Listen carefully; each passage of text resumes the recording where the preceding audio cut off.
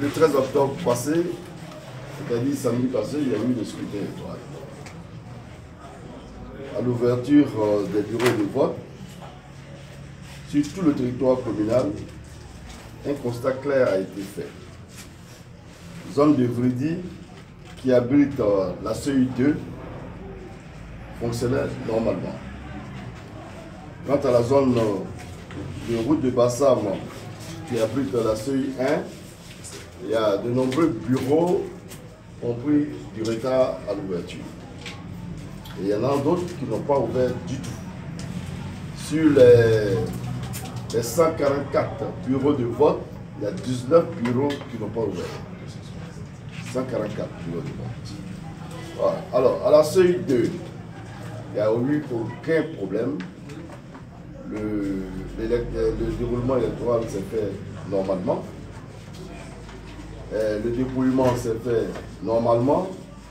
La compilation s'est faite normalement. Et ça a été sanctionné de ce document officiel. Ce document officiel de la CEI2. Alors, je vous donne lecture de ce document. Alors, le document dit quoi? Inscrit 54 546. Suffrage exprimé 17 408.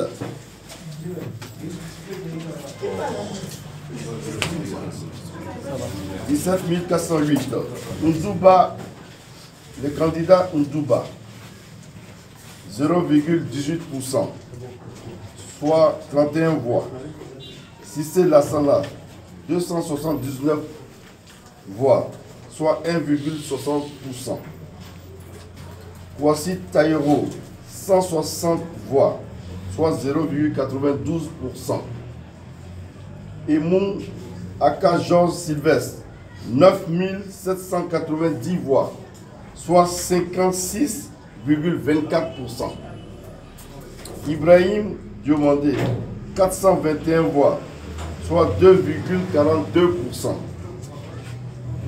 Nteyo Yando Bedel, 73 voix, soit 0,40%. Fofana Siendou, 527 voix, soit 31,75%.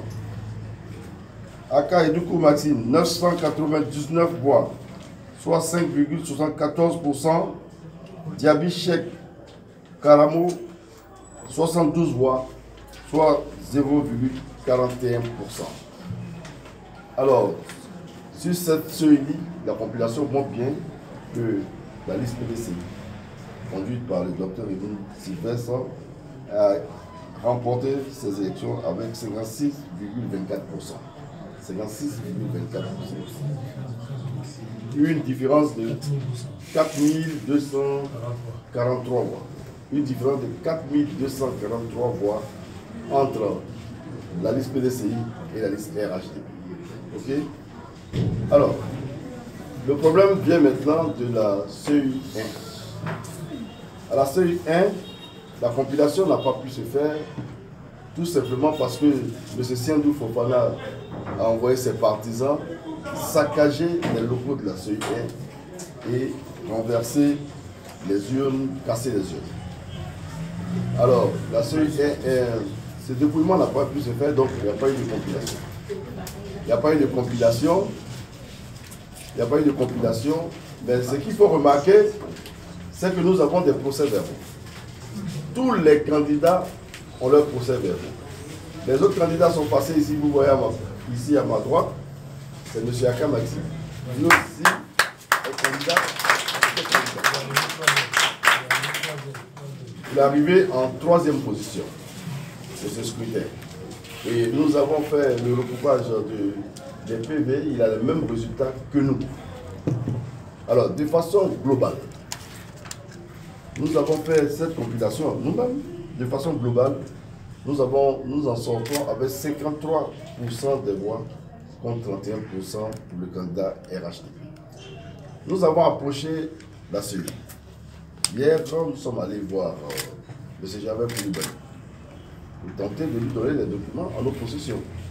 Et puis lui suggérer le fait que tous les candidats étaient ouverts à faire cette confrontation et présenter aussi leurs documents qui sont des documents authentiques et officiels.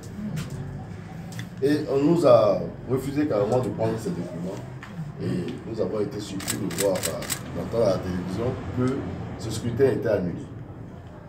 Ce scrutin était annulé.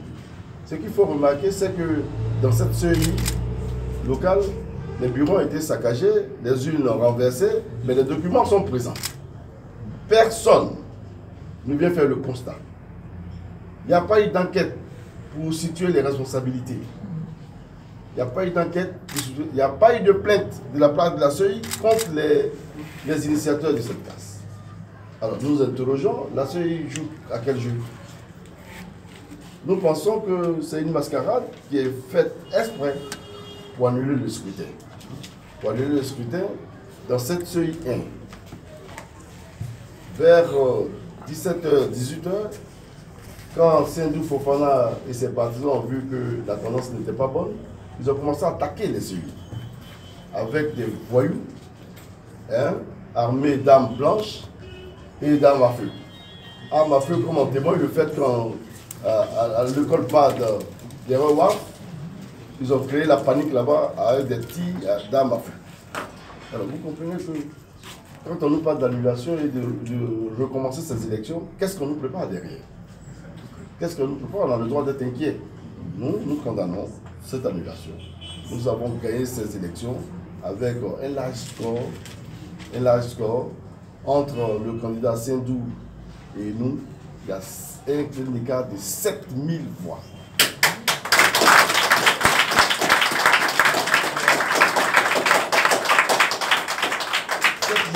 Nous voulons croire qu'il y a encore une justice dans ce pays.